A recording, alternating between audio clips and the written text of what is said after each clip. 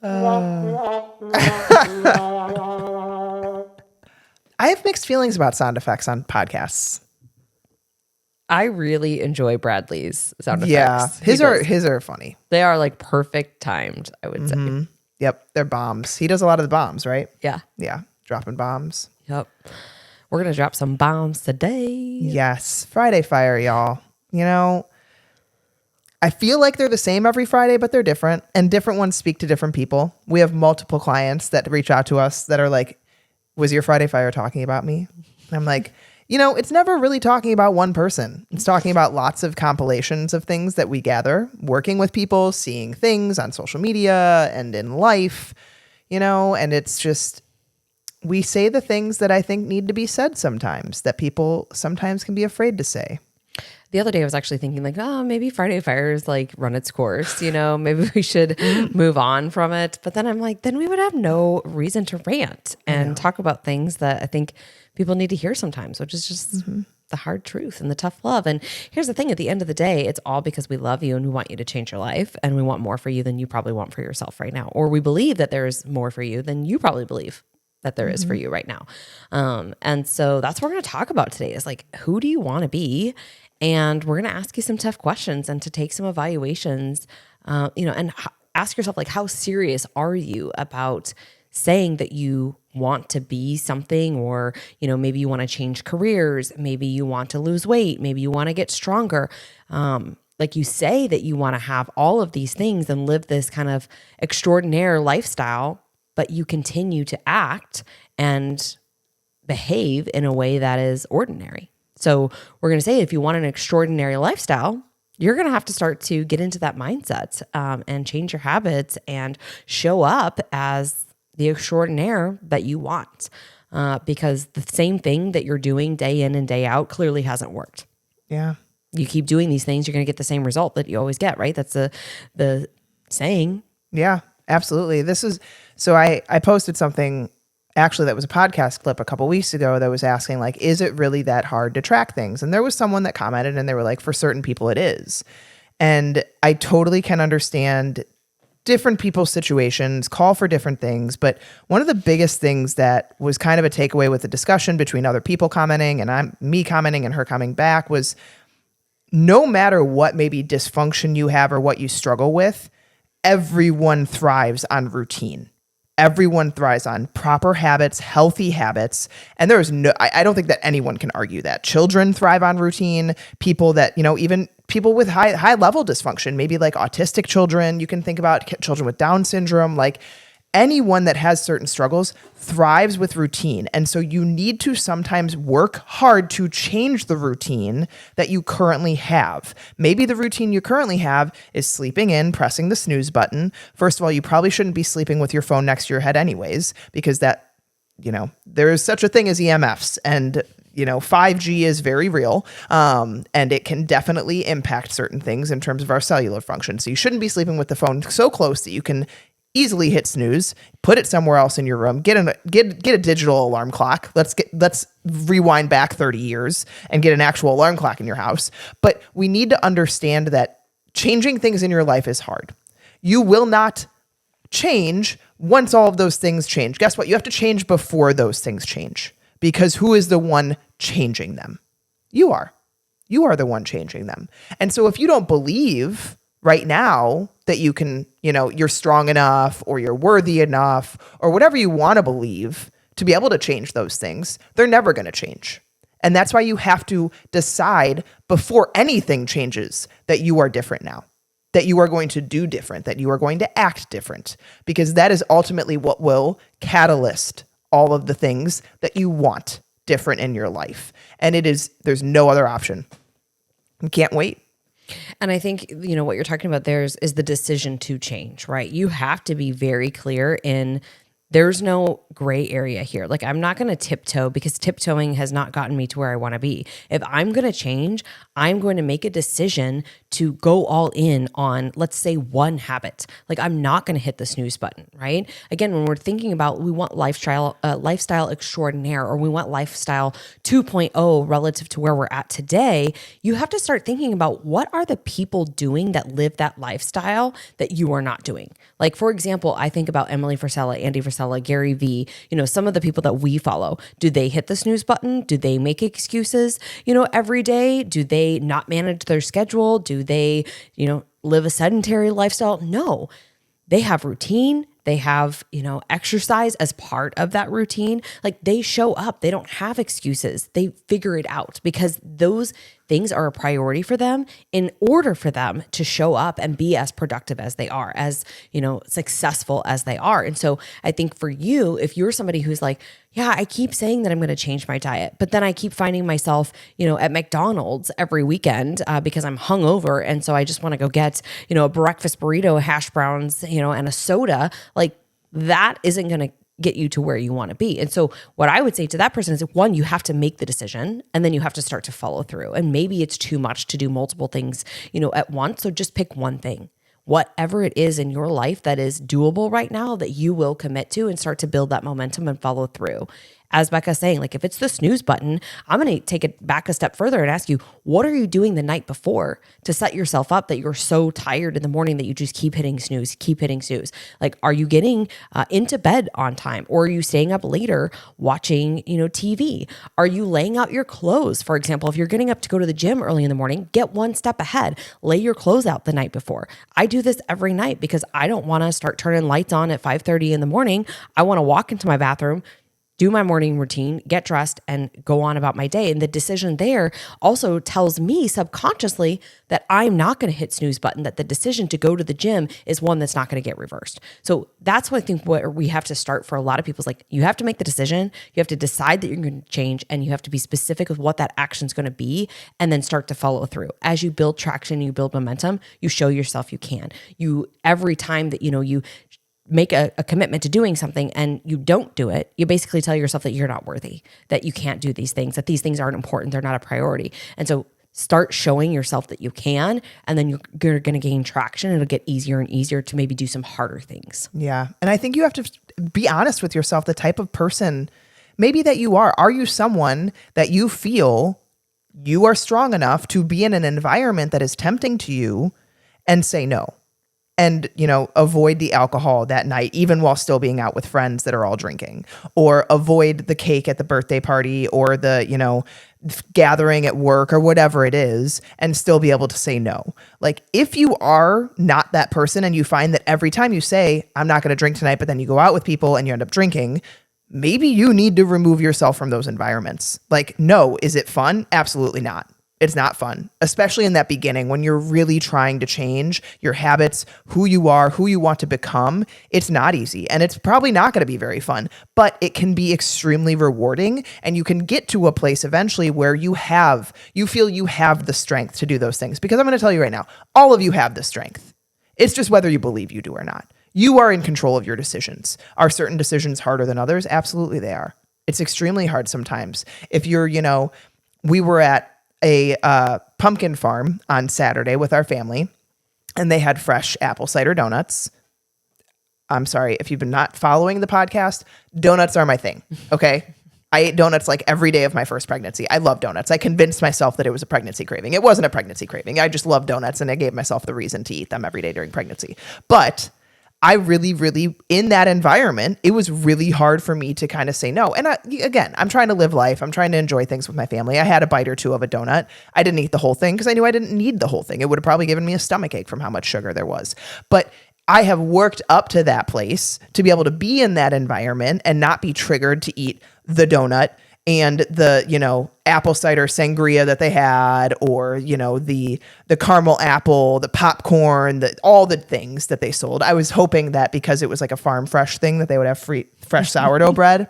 No, the only kind of bread they had was like an apple crumble bread. And I was like, there's really nothing healthy here. So I'm just going to get the apples that we picked, have one of those, drink some water, maybe a bite or two of a donut, and move on. But if you know that those environments are really hard for you, then maybe we can't even start. Maybe if you know that one bite of the donut leads to the entire donut, you can't even do it. If one drink leads to the entire bottle, maybe we can't even start. Like, you need to have a plan. And sometimes you need to have accountability to that plan. You either need a coach, you need a friend, you need a family member that can help hold you accountable, because in that moment you feel like you are so far down in a hole, you cannot do it yourself. And that's okay too, guys. You all have the strength to do it, but sometimes you feel like it's just not in you at this moment.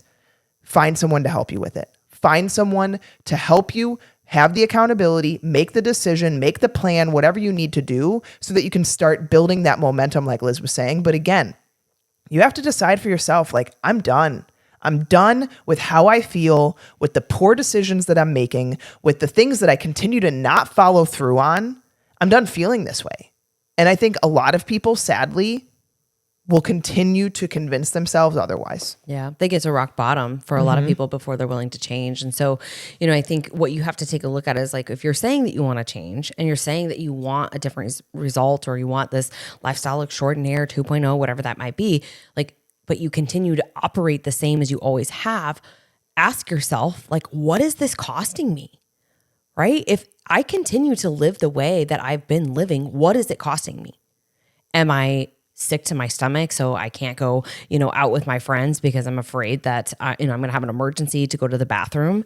Am I, waking up on Saturday morning so hungover that then I'm, not able to get to the gym and get my workout in and be productive and do my grocery shopping or meal prep or whatever it might be? It's going to look different for every single person, right?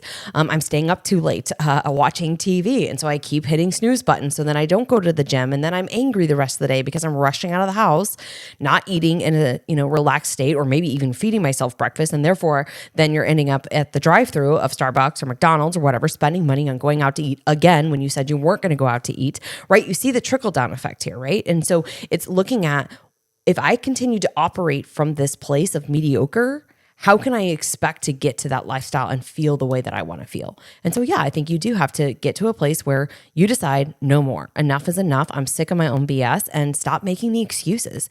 Because at the end of the day, every choice that you make is ultimately your decision. Very rarely are there circumstances that things are out of your control. When we went to the monster truck show, like I think I shared this on a podcast last week or something, like all the food options there were just total garbage. And so I was like, got my Diet Dr. Pepper, had some water, waited till we got home, ate a piece of my pumpkin apple oatmeal that I had made. And I was like, okay, we got home at 4:00, starving, not ideal. Lack of planning on my part. I should have, been more prepared with protein bars or jerky or just other things.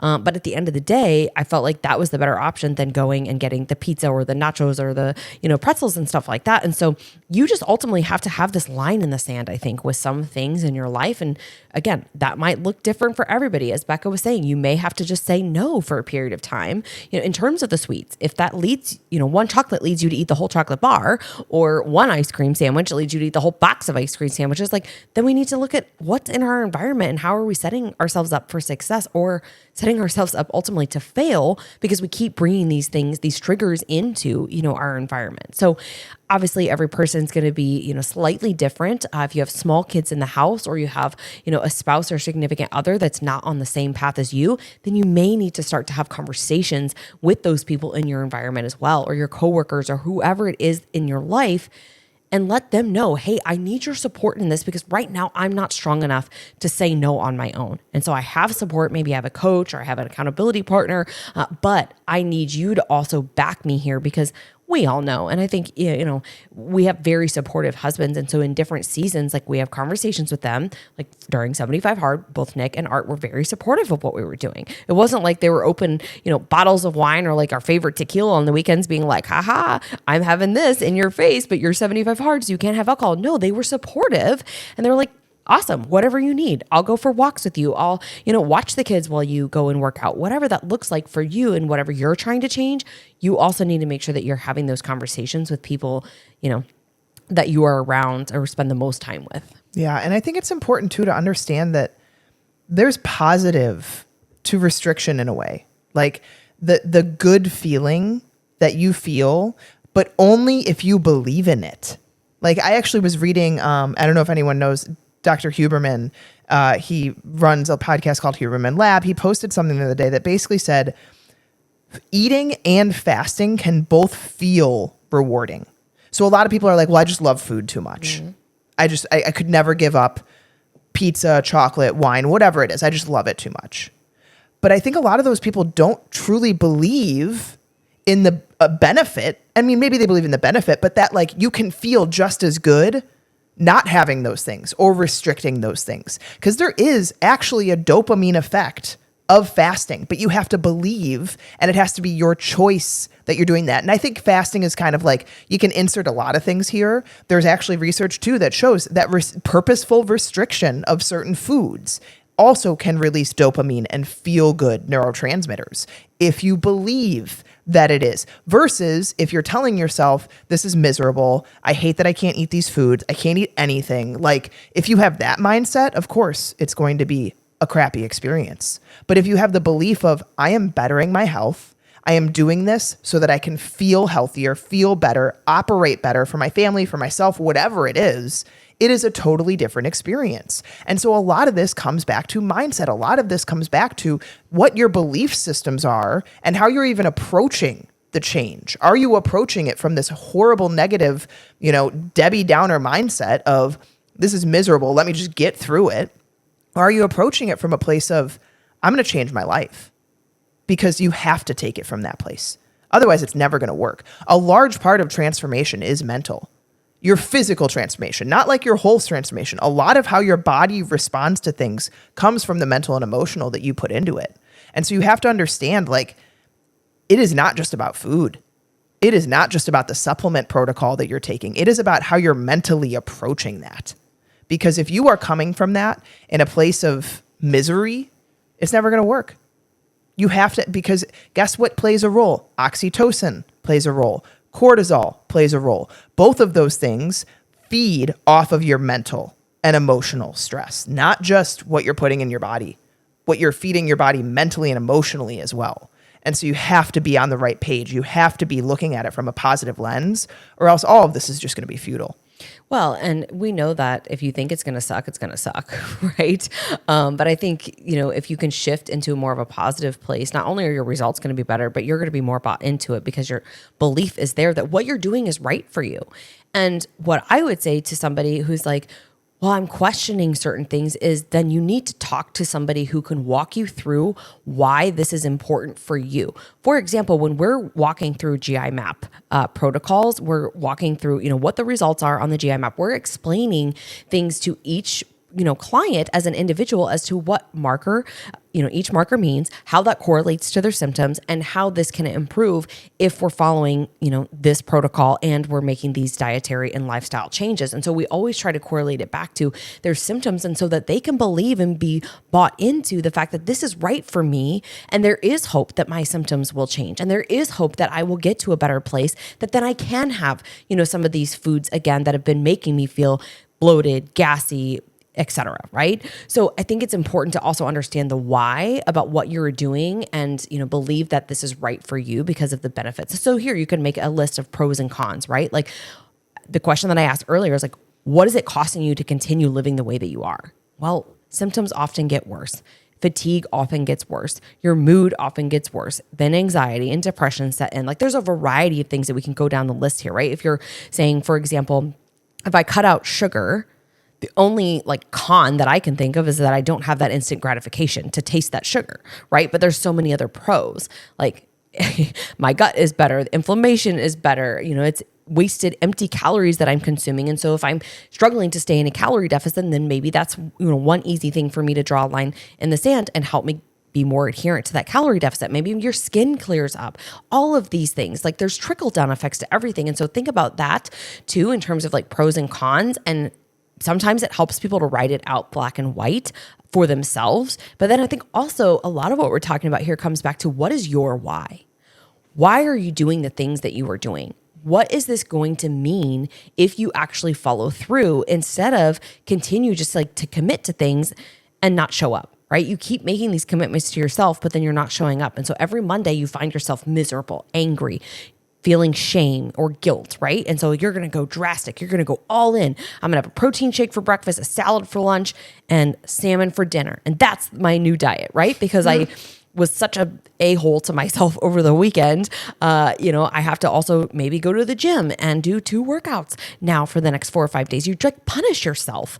But in reality, life could be a lot better. This process could be a lot easier if you would just think about what this is costing you to continue living in this way that's, mediocre, not in alignment with your goals, and start to make some really solid foundational changes consistently. And then understand that when you get to the place where you're making further, more restrictive or bigger changes, what that truly means for you, your body, and your long-term goals. But I think that's also where it's important to understand the ins and outs of why you're doing what you're doing and knowing that it is right for you, because I think it makes adherence and compliance a lot better. Yeah. And I think the last thing that I want to just tack on at the end here is it's a never ending journey.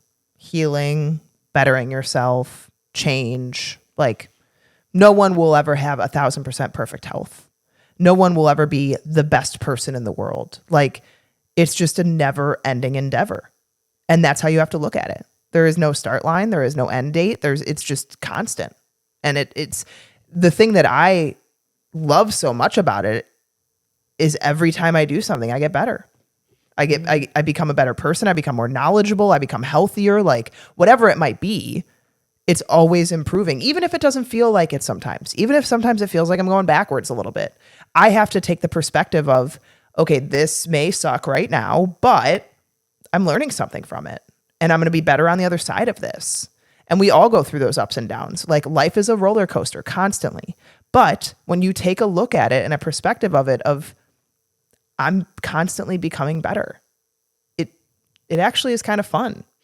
Yeah. And one of the things that just you brought up there made me think about, like, so if you guys have not listened to the podcast for a while, Becca and Liz used to be a little bit outrageous, I would say, on the weekends. We both dieted very hard in times, but then we also knew how to party in Sunday fun day like champs. So I think now about like what you're saying with the ups and downs and like where we are today. So for example, like a couple bites of the donut for you last weekend was nothing compared to what it might have looked like 4 or 5 years ago, where it was apple cider sangria, maybe 2-3 donuts, depending upon, how crazy you were getting. You guys would have come home. Nick loves pizza. You're going to order pizza. Maybe you're going to have some other, drinks or wine or beer or whatever, right? So it's almost like now that is such a huge win, even though maybe you felt like, okay, we said we weren't going to have sugar for 30 days. So I backslid and I had a couple of bites. In the grand scheme of things, this is another lesson that you learn, because you're like, hey, I don't want to have more than this because I would feel so crappy. But 4 or 5 years ago, and I'm speaking, insert Liz here in the same scenario as Becca, right? I'm speaking for kind of both of us here. But how would you have felt, if you would have gone ham like you did 4 or 5 years ago? Oh my God. Way worse. I mean, because just one donut now would. And so I think for those of you out there who are listening to this, you're like, I don't get the point. We have a lot of clients that are like, I don't know how you control yourself. I don't know how you have a taste, how your taste buds have changed and how it's easy for you to pass up on these things. And the point here is that we're in such a different place today that if we were to indulge that way, we would probably be sick to our stomach for 3 or 4 days, puffy, digestive issues, right? It just wouldn't be a great scenario because our body is used to something different. And that is what makes it easier to have a couple of bites rather than, a couple of donuts. But you have to get yourself to that place. And that doesn't come without forward and backward steps, ups and downs. It is not a linear, progression for anyone, no matter where you are at, what you were trying to work on, self-development. You could insert the same thing here. You may read, your 10 pages a day for 75 days, like we did with 75 Hard. And then all of a sudden it's like, oh man, I've let that slip 3 times this week. So I only read 4 of the 7 days. Okay. So now I need to get myself back on track. So you're always going to have these up and downs, but what keeps us moving forward is that we're very aware of what makes us feel good, what matters to us, and what's our priority. And we also keep setting the bar higher. And so if you're somebody who's like, man, I'm at rock bottom right now, I don't know where to start, I'm going to take you back to the beginning, in the beginning of this podcast, where we said, start with one thing, make the decision, and then go all in on that one thing. Show yourself that you can do these things, gain that traction and momentum. And before you know it, you will be a new person, but you just have to show yourself that you're worthy of it and that these things that you want are actually a priority so that you can get to that lifestyle 2.0.